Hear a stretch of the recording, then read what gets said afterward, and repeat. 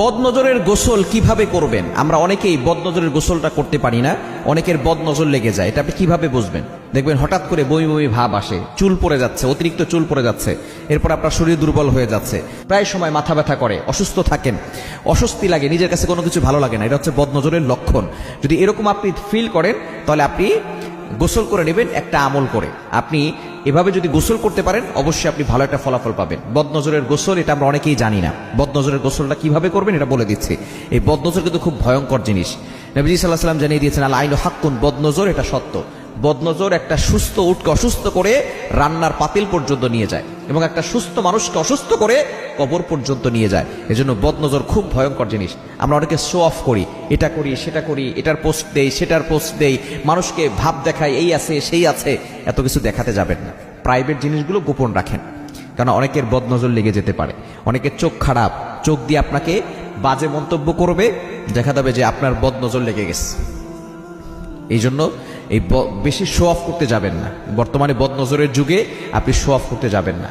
আপনি বদনজরের গোসলটা কিভাবে করবেন এটা বলে দিচ্ছি। প্রথমে আপনি অজু করে নেবেন। অজু করে আপনি একটা বালতিতে কিছু পানি নেবেন।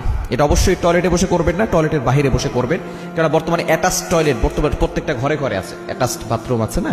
তো ওই বাথরুম থেকে বের হয়ে যদি আপনি আপনার একটা বালতি নিয়ে অজু করে আমলটা করতে হবে। অজু করে একটা বালতিতে পানি নিয়ে, পবিত্র পানি নেবেন, এরপর আপনার 2 হাত বালতির ভিতরে দিবেন, অথবা বড় বল নিতে পারেন, অনেক গামলা আছে সেগুলো নিতে পারেন।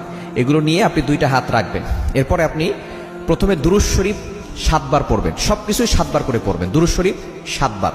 কোন দুরূদ পড়বেন? দুরূদ ইব্রাহিম, যেটা আমরা নামাজের ভিতরে পড়ি। আল্লাহুম্মা সাল্লি আলা মুহাম্মাদ ওয়া আলা আলি মুহাম্মাদ কামা সাল্লাইতা আলা ইব্রাহিম ওয়া আলা আলি ইব্রাহিম ইন্নাকা হামিদুম মাজিদ।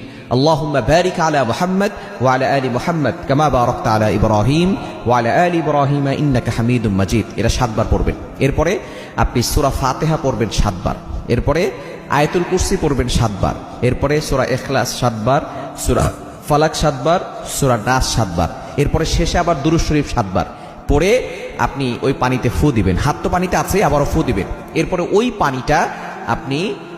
পানিটা দিয়ে আপনি পানি অ্যাড করতে পারেন, অথবা ওই পানি দিয়ে আপনি গোসল করবেন। গোসল করলে ইনশাআল্লাহ আপনার বদনজরের গোসল হয়ে যাবে। এই গোসলটা করলে আপনি বদনজর থেকে বেঁচে যাবেন। এবং নতুন করে যাতে করে কেউ বদনজর করতে না পারে, এই ক্ষেত্রে আপনি 5 ওয়াক্ত নামাজ পড়বেন এবং আয়াতুল কুরসি আর 4 কুল সূরা কাফিরুন, ইখলাস, ফালাক, নাস এটা পড়ে আপনি আপনার বুকে ফু দিবেন আর হাতে ফু দিয়ে পুরো শরীরে হাত বুলিয়ে দিবেন। শরীর বন্ধ থাকলে দুনিয়ার কোনো শক্তি আপনাকে ক্ষতি করতে পারবে না।